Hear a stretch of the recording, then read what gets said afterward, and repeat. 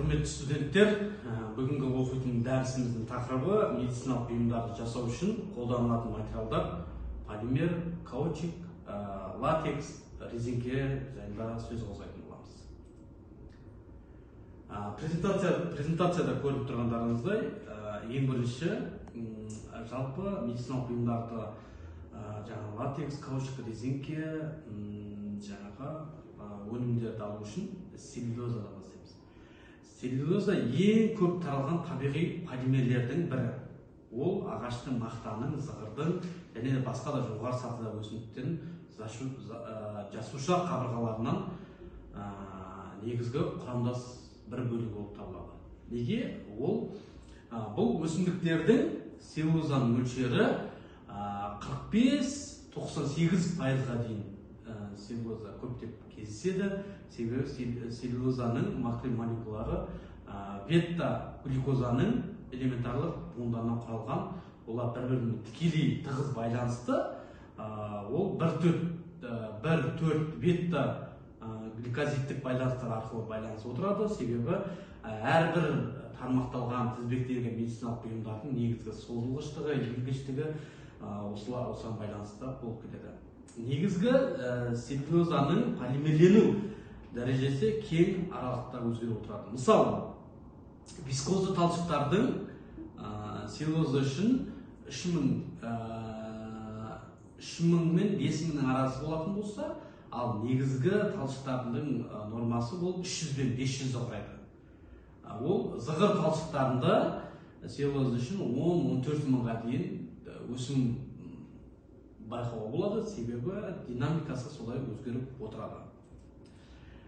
Келесі, целлюлозаның негізгі медицинада екі түрі бар. Ол қарапайым, күрделі эфирлер үшін қолданылады, себебі целлюлозаның негізгі туындыларының артықшылығы медициналық бұйымдардың ішінде ол уытты болмайды, және ол экономикалық тиімділігі баға жағынан арзан болып келеді. Себебі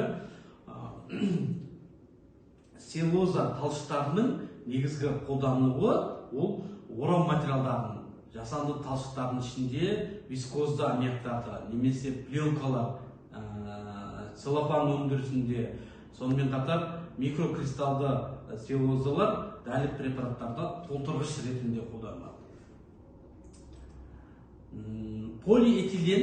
Полиэтилен ол сауда атаулары бойынша ол тетратен, алкатен, хастален болып келеді.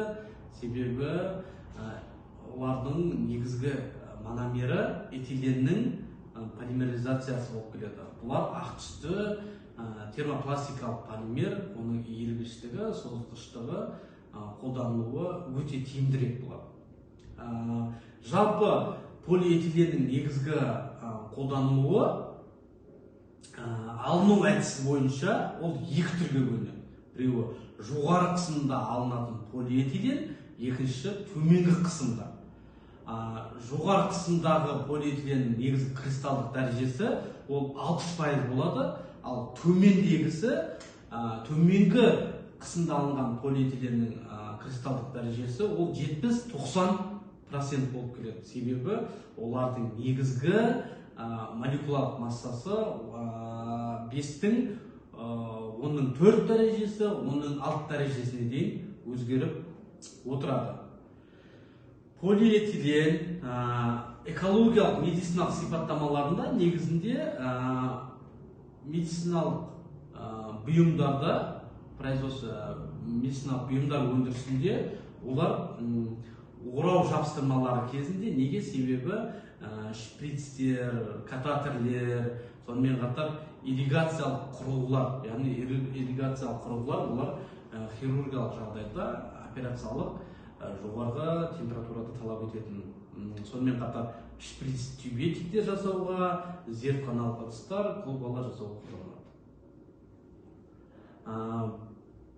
Политрахтериэтилен дегеніміз ол тетрахлорэтилен радикалды полимеризациясы арқылы алынатын полимер болады.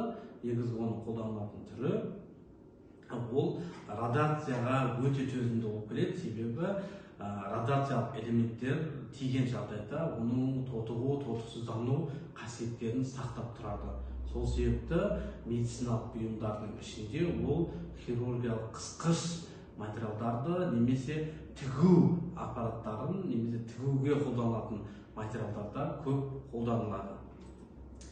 Келесі олардың негізгі қолданылуы жүрек қан тамырының катетерлерінде белгілі бір қорғаныштық қасиетін береді.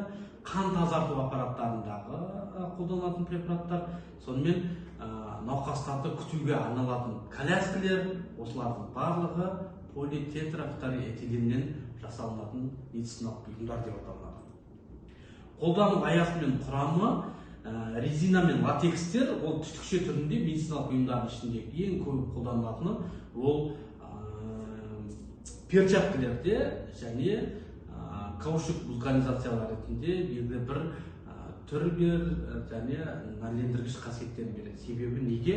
Олар бояғыштарға да қолданылады, антипрепендер үшін кептіретін процестерге де қолданылады, ал фунгицидтік дезодоранттар үшін олар белгілі бір қаптау материалдарына дейін қолдануға болады. Қасиеттер мен эластомерлік табиғаты резина мен латекс ол эластомерлер кернеудің жоғарғы температурасында ешқашан бұзылмайды. Соның негізінде олар көбінесе медициналық бұйымдар өндірісінде қолданылады. Латекстің анықтамасы мен құрылымына тоқталатын болсақ, полимерлі заттың солы ортадағы тұрақтылығын көрсетеді. Соның негізінде дисперсиялық ортада дисперсия фазалардың ауысуын, өзгеруін, өзгермеуін, суспензия түрде ол каучук молекулаларының тізбек түрінде белгілі бір химиялық формаға да түсе алады. Себебі бізде презентациямызда көрінгендегідей барлық медициналық бұйымдардың өндірісі каучук резинкеден басталады. Келесі презентациямызда вулканизация және латексті өңдеу. Неге? Себебі каучук тізбектері бір-біріне параллельді тізбекте орналасатын болса, біз бұл медициналық саласында вулканизациядан өткізіп латекстің кейбір өнімдері мен қоспаларына қосу арқылы жасаймыз. Неге? Себебі пост-вулканизация үшін қыздырып, одан каучуктың төменгі материалын аламыз. Себебі неге? Қатты бұйымдар жасауға қолданылады. Вулканизацияда каучук резинкелерді еріту барысында химиялық процеске ұшыратып, соңғы өнім ол уже қатты материалдарды жасауға да қолданылатындығы анықталған. Резинаның алыну және өңделуі сіздерде презентацияда көрініп тұрғандағыдай негізгі вулканизациялық каучуктер мен резинкалардың негізгі химиялық процестері ол SH2, SH метил радикалдарының тізбектей жалғануы негізінде табиғи каучуктың молекулалық құрылымы cis-1,4 полиизопропен, яғни пропеннің негізгі изомері болып қалады. Себебі каучуктер синтетикалық жолда көп қолданылмайды. Себебі табиғи каучуктердің арқылы жиналған латекстерді сұйықтықта белгілі температурада қолданылады. Келесі, қоспалау және дайын өнімді алу үшін біз созылуға, төзімділікке, иілгіштікке мән беру керекпіз. Себебі медициналық бұйымдар кез келген жағдайда олардың негізгі размеріне байланысты созылғыш, иілгіш және серпімділік қасиет беру керек.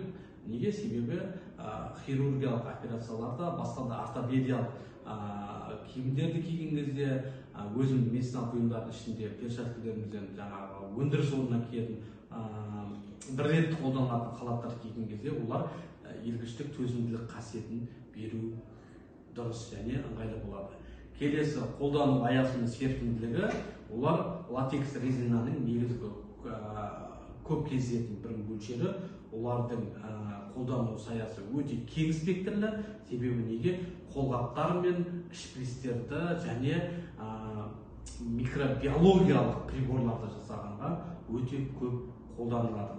Қолдану аясын және серпімділік қасиетін осылай айтуымызға болады. Келесі, резина және латекстің айырмашылығы, олар резина ағаштардан жиналатын латекстен алынатын болса, ал латекс ол бұйымдардың тікелей шикізаты. Оған жаңа біз айтып өттік, шприцтерді жаңағы шикі резиналық парақтар немесе тікелей аралық өнімдерді айтатын боламыз. Бізде бүгінгі дәрісіміз осымен аяқталды. Назарларыңызға рахмет.